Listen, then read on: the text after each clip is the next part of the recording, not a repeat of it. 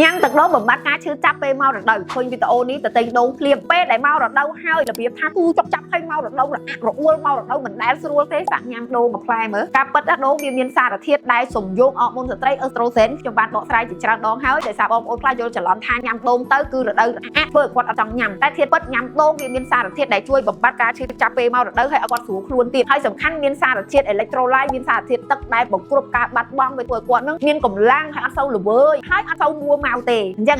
ដូងល្អតាញ៉ាំហើយអត់ទៅមួម៉ៅហើយមករដូវស្រួលទៀតណាតិចថារកកន្លែងទិញអត់បានបើរកកន្លែងអត់បានខ្ញុំមានហាងពិសេសមួយចង់ណែនាំទៅកាន់បងប្អូនទាំងអស់គ្នាតែមិនមែនខ្ញុំលក់ដូងទេណាអញ្ចឹងចង់បកស្រាយទៅវិញថាដូងវាមានសារធាតុជួយសុខភាពបានច្រើនទាំងការសម្រួលទៅដល់អរម៉ូនស្ត្រីការមករដូវបំបត្តិការឈឺចាប់ជួយសុខភាពជាទឹកពិសេសអ្នកមានបញ្ហាតម្រង់នោមអាសាររលាកផ្លោកនោមឬក៏នោមឈឺនោមឈួលនោមហៅសារមុខងារតម្រង់នោមតើគេឲ្យញ៉ាំដូងឲ្យបាន2ដងក្នុងមួយថ្ងៃព្រឹកម្ដងល្ងាចម្ដងហើយបើពេលមករដូវបងប្អូនចង់ញ៉ាំប្រមាណក៏បានដែរអត់លើសជាតិស្ករអីទេអញ្ចឹងមិនងាយអ្នកណាញ៉ាំទឹកដូងហើយទៅជាទឹកនោមផ្អែមទេអត់មានទេបងប្អូនទាំងអស់គ្នាគេក៏បានហាមឃាត់ដែរតែបើការឆែកសុខភាពបានទៀងទាត់ប្រចាំខែប្រចាំឆ្នាំ6ខែមួយឆ្នាំដងហើយយើងឆែកតាមទូទៅប៉ុន្តែដូងវាអត់មានសារធាតុណាមួយដែលហាមឃាត់សម្រាប់នរណាម្នាក់ឡើយព្រោះវាជាធម្មជាតិហើយវាជាទឹកដបរិសុទ្ធផងដែរអញ្ចឹងមើលវីដេអូនេះអ្នកអាសាឈឺចាប់ពេលមករដូវរត់ទៅទិញដូងម្នាក់មួយហើយសាក់យកមកញ៉ាំទាំងអស់គ្នាអរគុណច្រើនពីខ្ញុំអ្នកគូសិបបើចា